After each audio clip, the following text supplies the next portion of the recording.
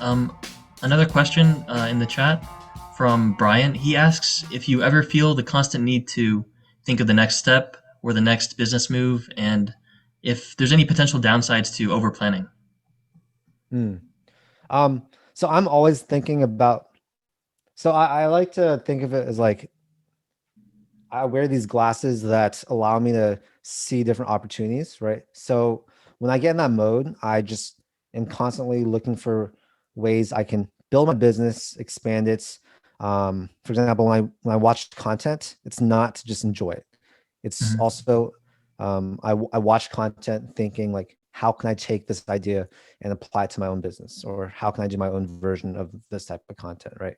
And that a lot of really great things have come from that. So I think it's really important to always be searching for those opportunities because they're not going to come to you. Like opportunity is not just going to like drive itself to your door and just open the door for you. Like you have to like drive and go find it. And the Mhm. more you do that, the luckier you get.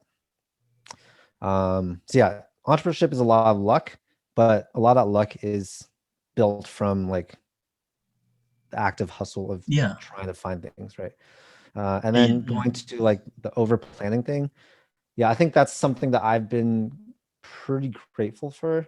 I'm an overthinker, but when it comes to like starting things, I tend to just move pretty fast. Yeah. I don't think about like all the different things I'm gonna need to figure out and all that stuff. I sort of just jump off the cliff and then build my parachute like while flying down. Mhm. And I think as long as you have the resources, which most of us do with like an internet connection and a laptop, um, we can figure out things as we're doing it Yeah. and learn along the way. Yeah. You can make Like, your own luck, right? You just go yeah. for it. And yeah, never fully prepare for something. I feel like if you're fully prepared for something, I mean, that's great, but then you could have probably started like Yeah. many months ago, Mhm. or you might not ever start because I feel like a lot of people plan so much and then they just get burnt out and then they just never end up doing it. Mhm. So now another question from Kelvin. He asks if you would ever consider going back to university for a finance degree or an MBA now or even in the near future. Personally, I wouldn't. I don't really care about the whole like degree thing. Like it does sound good to like have a PhD or um, like MBA or whatever, right? Hmm. But I think I view things in terms of like ROI. And yes, I could spend like 2 years getting my MBA and however much it costs. But I think for most people, you'll get a better ROI just networking yourself and then using that money to start your own businesses. Yeah. You can start a lot of different like businesses, especially like service-based businesses, with that tuition money. So Hmm. I think almost guaranteed, like if you take whatever 100 grand or whatever it is, Yeah. and invest it into yourself and your endeavors, um, you should come out ahead. So it comes down to the return on investment for you then. The Yeah. time and the money, you feel that you could produce a lot more if you just did something that you liked instead of just going back to graduate Mhm. school. Yeah. So that's just my personal opinion. Just like that's why I probably would not um, get my MBA or Hmm. go back to school. Yeah. Yeah. Yeah. So now moving on to a more personal question. Since you decide your own work hours, how do you balance your own personal interests with your work? Um, so my daily schedule is completely all over the place. That's like one good thing about entrepreneurship, but also one bad thing. Um, I don't really have anyone looking over my shoulders, so I can't like I need to hold myself Yeah. accountable. Mhm. So that's why I try and time block and I know this is a little bit off topic, but I try to like live my life like like a pretend like you're in a movie, right? And someone's Mhm. watching it. Like, are you going to like do the things that like are you gonna like play video games for like 6 hours a day? If it's a movie, like Mhm. that'd be super boring, right? Yeah. So whenever I like try and do something or whenever I do activities, I think like like, is this going to add to my movie? Is it going to help It's gonna me be get to where I interesting. want? Hmm. Yeah. So I know that was a little bit off topic, but I like the analogy. It's really good. Yeah. yeah. But in terms of my own interests, I mean, I feel like I have a good amount of free time, especially now that I've built a team and I don't need to necessarily work as much as when I was doing everything myself. So I can, you know, go golfing whenever I want. I don't really golf, but I don't know why I thought of that. I can hit the gym. Yeah. Um, I can go eat lunch with a friend. It's a really, I think, great way to live, at least for me. And I don't really have a sense of like weekend and weekday.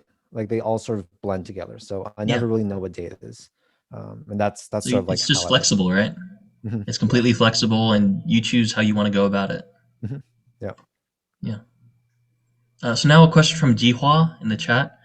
She asks if they want to know if you have any suggestions for Gen Z if they pursue a non-traditional career path like yours, and that if you got any criticism from your Asian parents.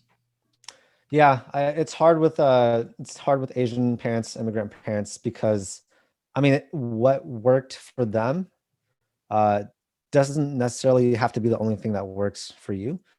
So it makes sense why parents want us to go into these traditional fields, right? Like it's very, very logical, right? It's literally like a guaranteed great career that pays Hmm. a lot of money Yeah. and high prestige. So I don't want to like knock any of the parents for wanting Yeah. us Of or course. wanting Hmm. Gen Z or their kids to do something. But if you're Gen Z or if you're young and you're trying to like show your parents that you want to do something, I think first communicate.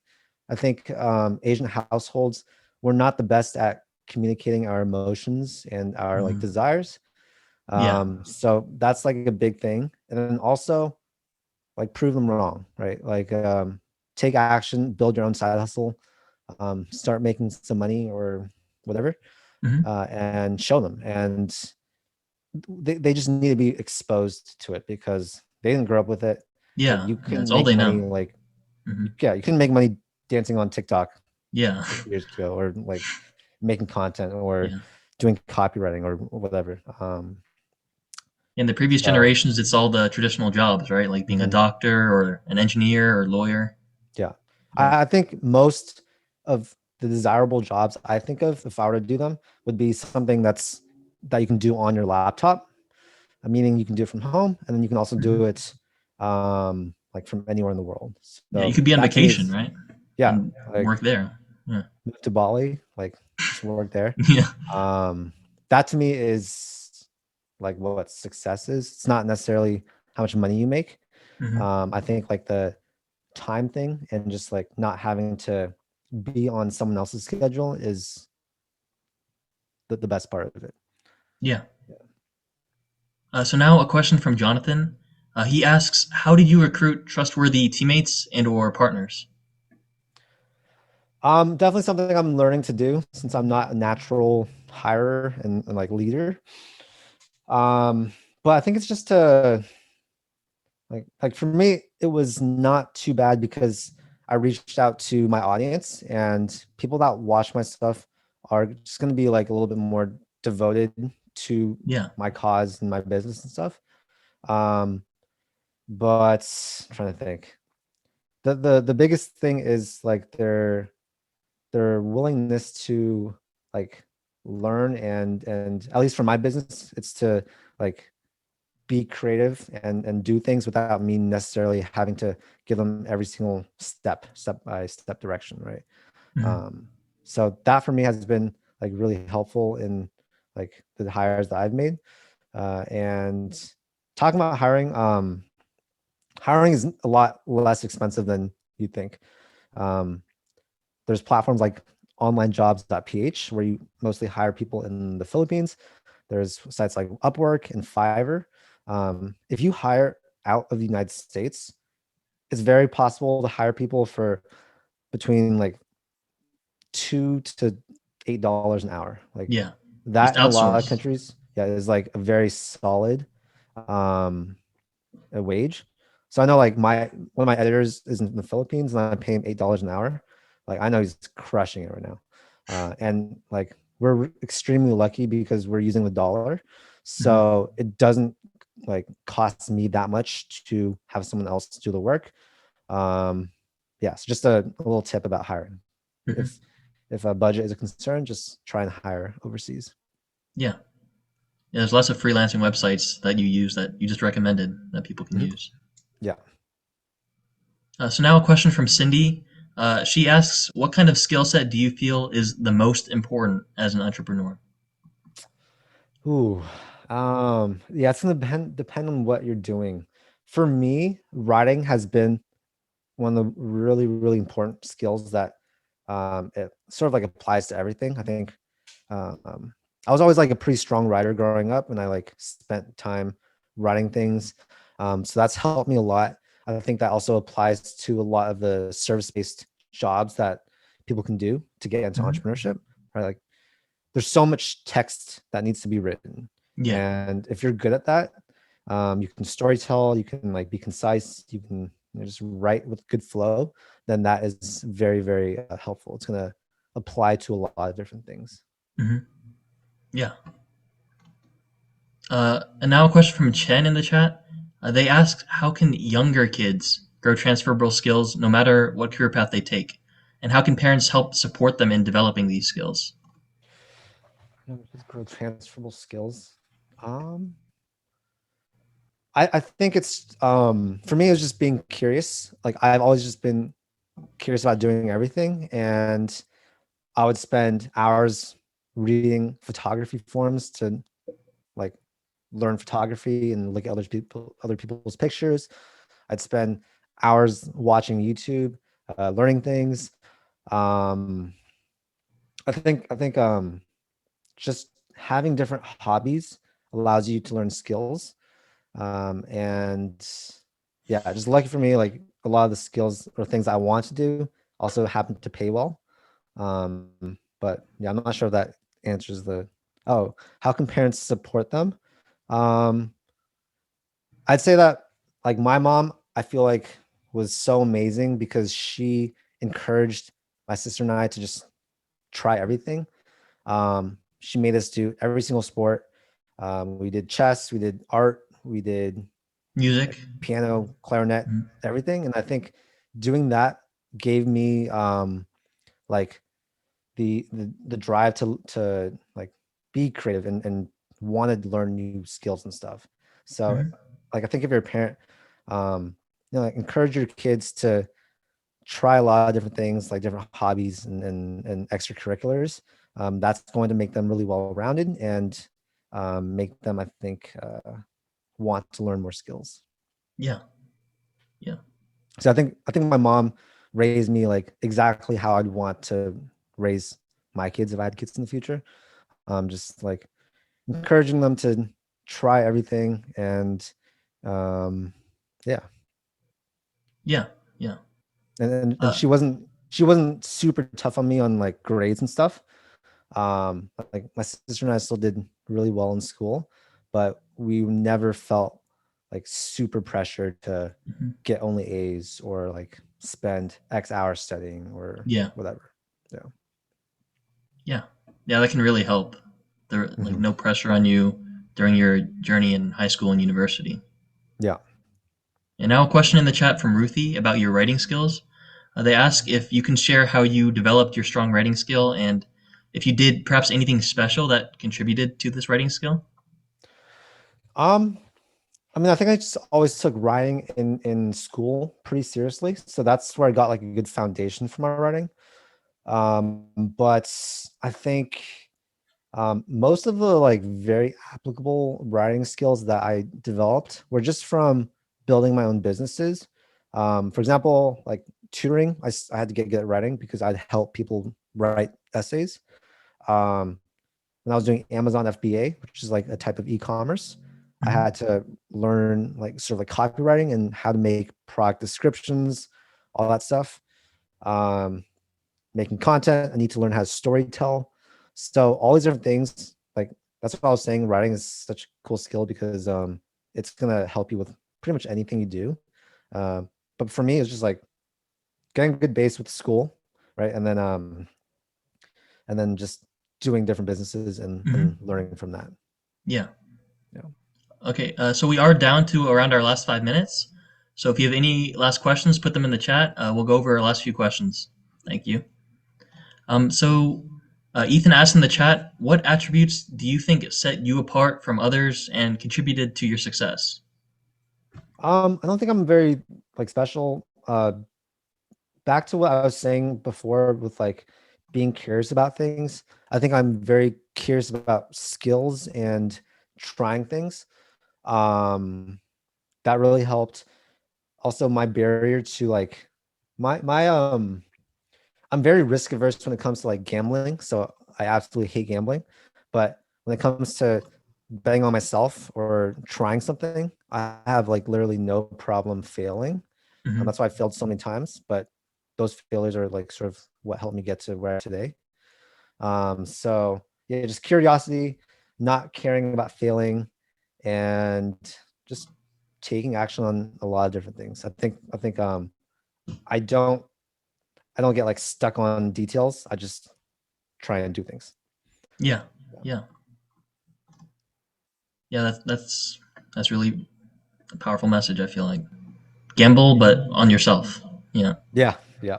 Because man, gambling, the house always has the advantage, unless you're counting cards. But when you're gambling on yourself, like you can literally control Hmm. majority of what happens, Yeah. and you're learning skills along the way. So Now, a question from Cindy. If you're comfortable with it, are you? Could you share your parents' background and how they supported you when you first decided to start your own company? okay, yeah. My parents are both from China, and they came here when they were like in their mid to late 20s for grad school, and that's where they had us here in the United States. And my mom is a statistician and my dad is a software engineer. So both like really great careers. Hmm. And then the second part, when they supported me, I mean, my mom is like my biggest supporter. She watches every single video I put out. Um, there was some, of course, hesitancy when I first started doing things. Yeah, Um, because it's a but big change, right? From yeah, going to the doctor path to your own but yeah, entrepreneurship. yeah. But both my parents gave me like my dad and my mom both gave me like I think the right amount of stress and pressure after school. So sometimes it was a little bit like I felt like really bad and not um, like worthy, I guess, because all my friends were like making money and whatever. But they didn't stop me. They they're just like go for it, and but they did give me that like pressure of like you need to figure out what you want to do and do it well. Yeah, Yeah. yeah. Another question on your writing from Kelvin. He asks, "What sort of writing are you talking about? Is it more literature style writing, or is it more marketing or narrative writing?" Yeah. So if we're talking about like applicability to like the real world and like making money, then the marketing writing is going to be a little better, right? For me, there's also like the creative storytelling and stuff like that, and knowing how to write a script for a video versus like for a blog. I forgot to mention, I used to have a blog where I did personal finance that also failed, but that did help me like learn to write things.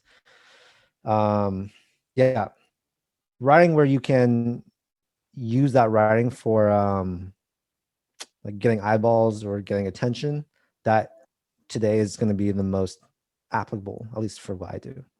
Mhm. Yeah. So now, a final question. Looking into the future, where do you go from here, and do you have any plans? My plans are my biggest like passion in life is to inspire people to like work for themselves, and because I know so many people were in my same boat where they sort of felt like pressured to go into a certain career path that they didn't necessarily have the most passion for. So I feel like so many people could benefit from being inspired to start a side hustle or start working for themselves or whatever, right? Mhm. I feel like I can greatly change the trajectory and lifestyle for someone's life. So my whole goal is to sort of make that type of education a little more mainstream and accessible. And yeah, Yeah. so I'll just continue doing what I'm doing. I'm going to start building more types of like education and like courses, and we'll sort of see. Like I really don't have like a set like 5 or Concrete 10 year plan. goal, Hmm. because I think it could completely change. But that's like the beauty of it. Yeah.